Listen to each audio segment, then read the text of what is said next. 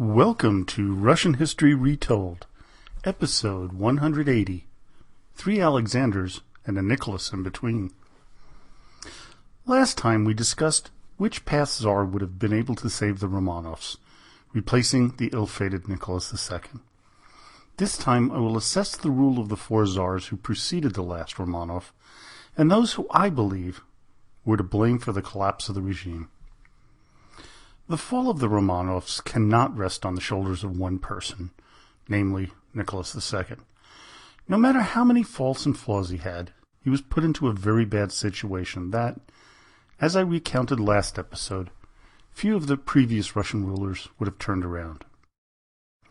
If you believe that Russian autocracy under the Tsars reached its apex under Catherine the Great, you would be with the majority of historians, including me. Given that, the slide begins with her son Paul, who I will deal with in the next podcast. The four Tsars after him should shoulder much of the blame for the decline. Of course, the blame is not equally spread amongst the three Alexanders and one Nicholas. Alexander I, of course, dealt admirably with Napoleon's invasion of Russia, and Alexander II, the great liberator, freed the serfs, was on the precipice of granting the country a constitutional monarchy when he was assassinated in 1881. The two I lay the majority of the blame for the fall of the Romanovs are Nicholas I and his grandson Alexander III. Tsar Alexander I was elevated to the throne after the murder of his father Paul during a coup led by Count Peter Palin in 1801. The death would haunt him throughout his reign, and I believe it is the reason that he faked his death and became the monk Fyodor Kuzmich. The murder was also exploited by his arch-nemesis, Napoleon Bonaparte. In 1804, Napoleon had the Duc d'Enghien kidnapped and executed. Alexander was aghast as he wondered how some low-born Corsican would dare lay his hands on a hybrid, let alone have him killed. The Tsar protested, but the French leader reminded him that no one was punished for the murder of his father, and that Alexander might want to temper his complaint. This made the Tsar's hatred of Napoleon personal.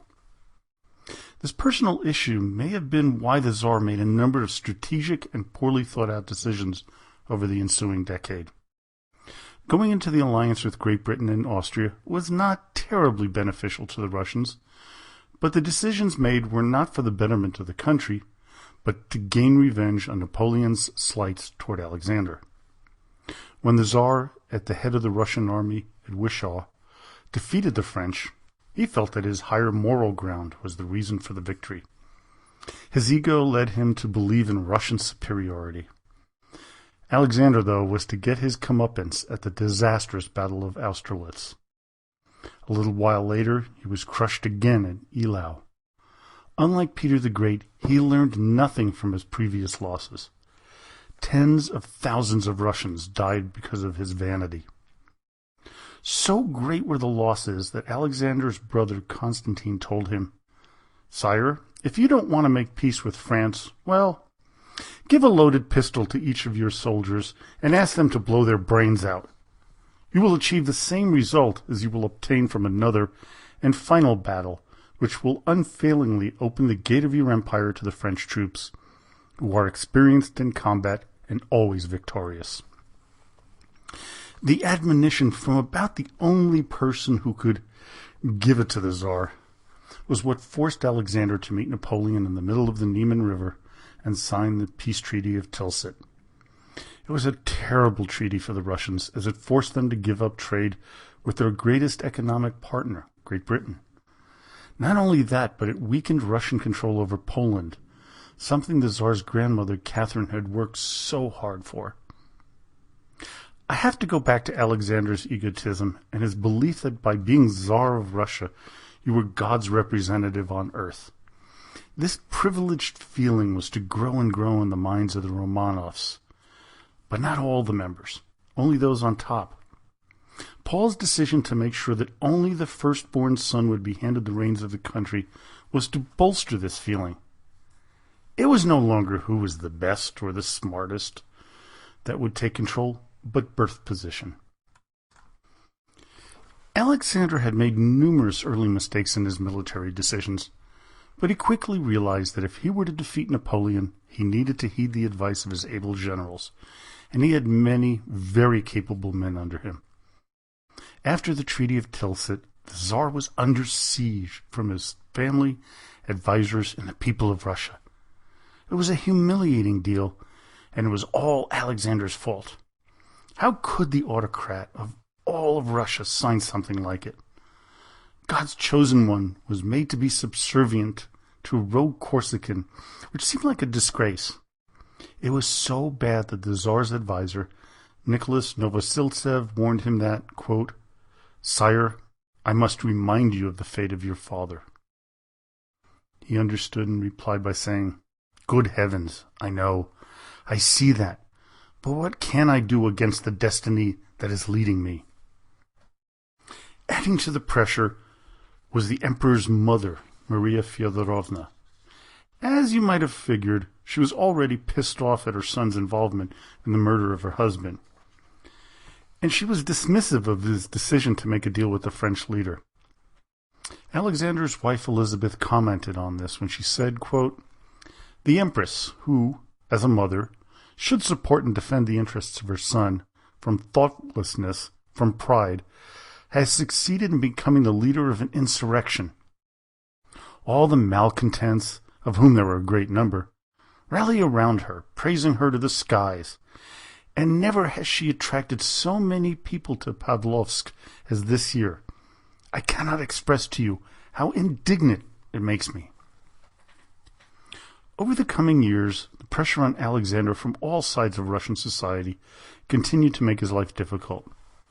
When the French invaded on June 24th, 1812, you can hear the halls echo with the phrase, "I told you so." This could not have made things any easier on the Tsar. With over 600,000 foreign soldiers on Russian soil, the existence of the Romanov rulers was in peril. In my previous podcast about the invasion, I didn't make this issue quite as significant as I should have. Internally, Alexander was in trouble. Externally, the threat was equally great. How was he to handle things? Much to his credit, he relied on his generals to handle the situation, which did not make his Russian critics satisfied. Many of the generals were not native Russians, like Barclay de Tolly, who Alexander had to dismiss as commander of all of the Russian troops after the invasion because of intense pressure. Luckily, General Kutuzov was available.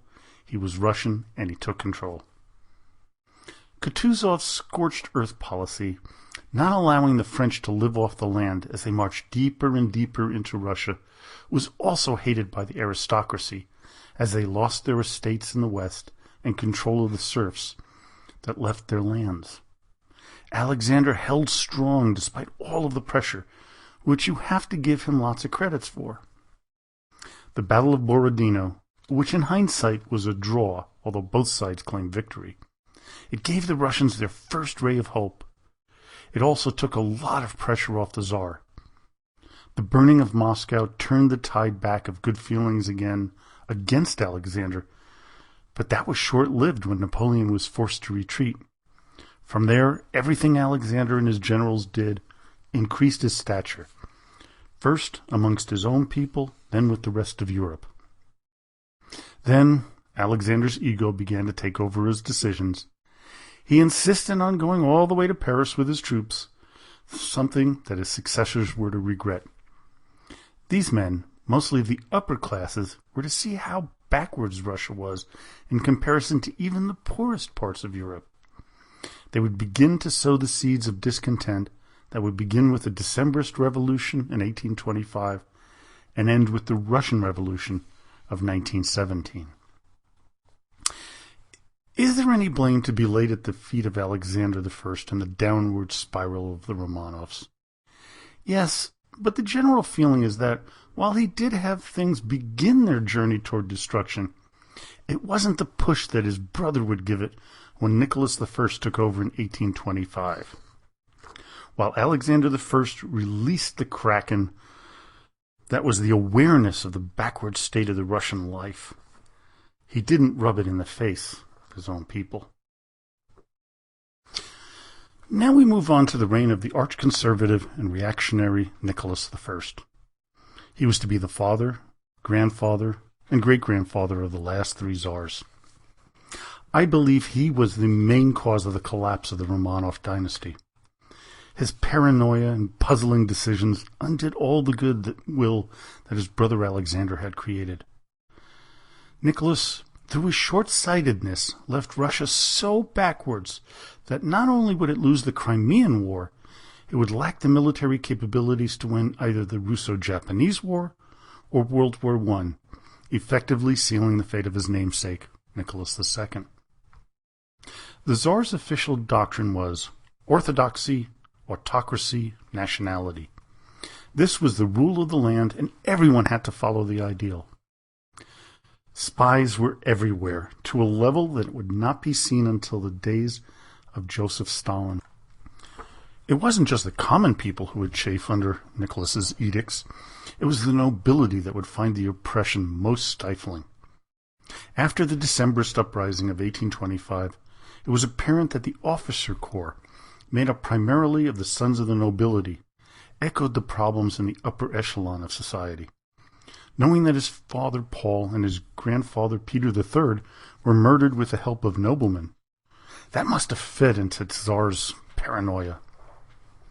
Nicholas and his ministers were as conservative a bunch as you can imagine. They even went so far as to stop the expansion of the railroad system because it would, quote, weaken the moral fiber of Russian society. The absolute absurdity of this statement should give you a big clue as to the mindset of Nicholas. Another clue is the excerpt from his biography from Nicholas Ryazanovsky. Quote, Nicholas I's insistence on firmness and stern action was based on fear, not confidence.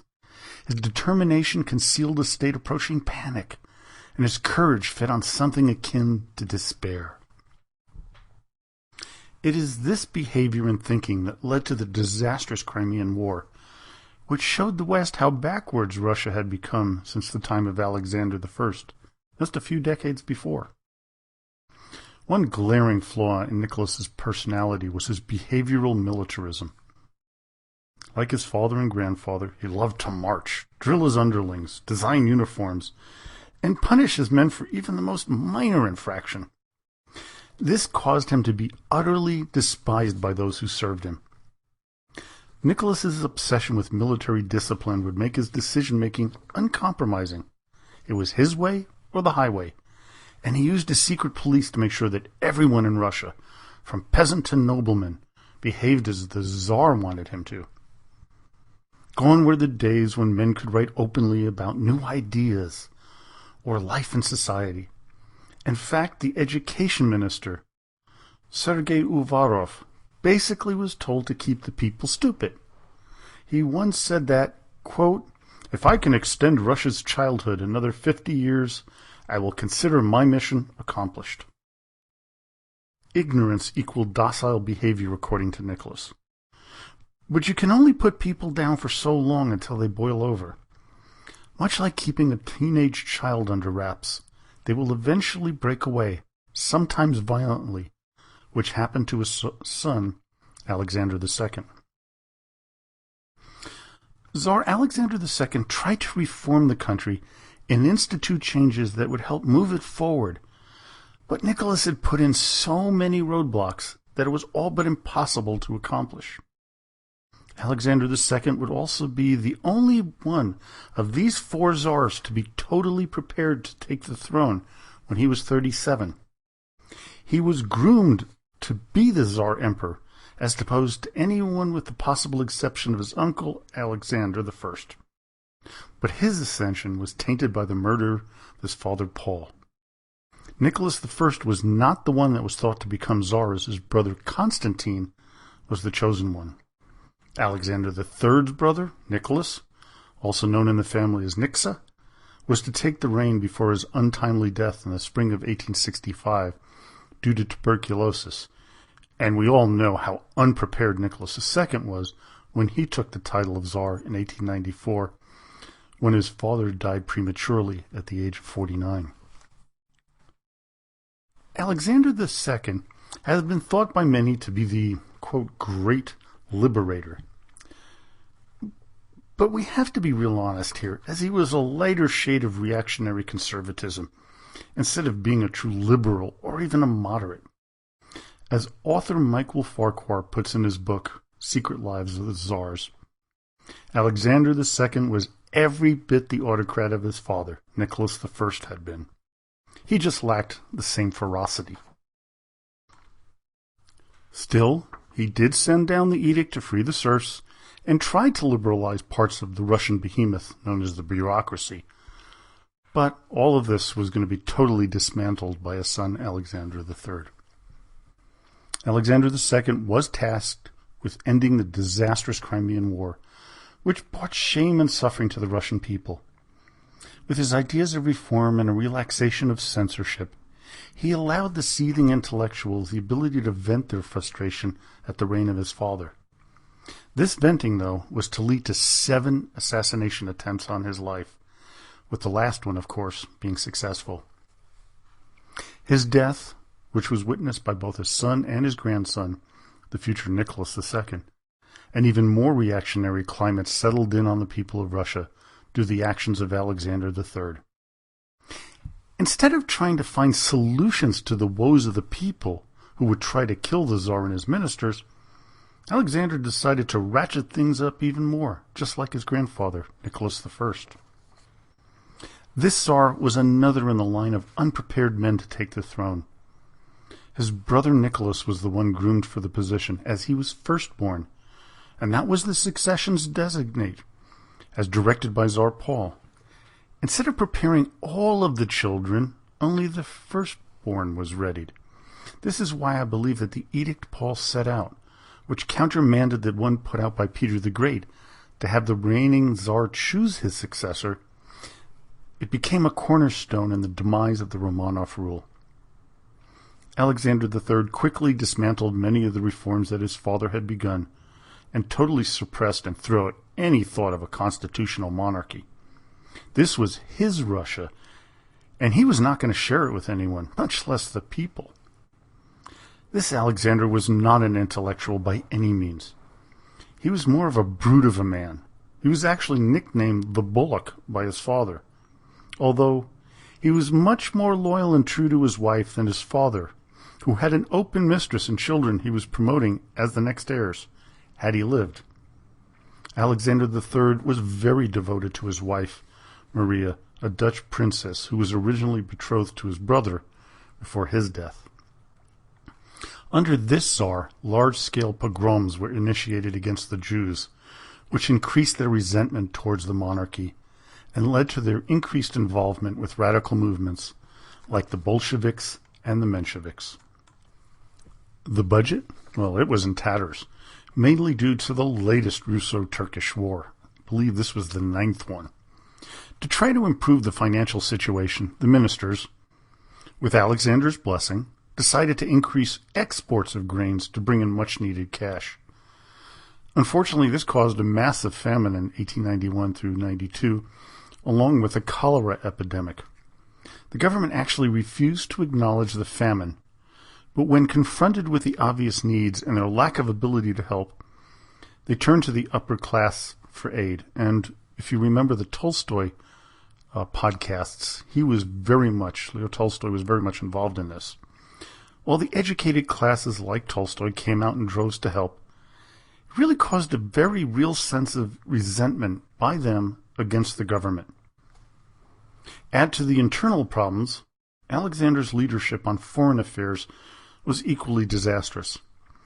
A crisis in the Balkans led to the dissolution of the Three Emperors League, followed by the Bulgarian crisis in 1885-87, which showed the world yet again how weak the Russians were, which would embolden their enemies in the early 20th century. What Alexander and his administrators failed to understand is that the world was modernizing and the Industrial Revolution was in full swing, whether they liked it or not. They did try to increase the pace of industrialization, and they did it to some degree towards the end of his reign, but it was really too little and too late. When he died at the young age of 49 in 1894, he left his totally unprepared son Nicholas with the job of bringing Russia into the 20th century, something he had no clue on how to accomplish. So that's my quick recap of the four czars before Nicholas II and the end of Romanovs. And I hope you enjoyed today's podcast. Join me next time as I rethink the reign of Paul I, son of Catherine's father, and also father of Alexander I and Nicholas I. After I finish my review of Paul, I'm going to take a detour and cover a subject in depth that really needs it: the Russian Civil War. A war that would take the lives of 30 million people and forever change Russia and its neighbors. Now, since this podcast is released around the time of the holidays, I'm wishing all my listeners, and hopefully you had a Merry Christmas, Happy Holidays, Happy New Year. Well, not to the traditional Russian Orthodox people who listen. That's going to come in a little while, being the Christmas on January 7th and a week later the actual New Year's in the old calendar. So now, until the next time, до свидания и спасибо большое.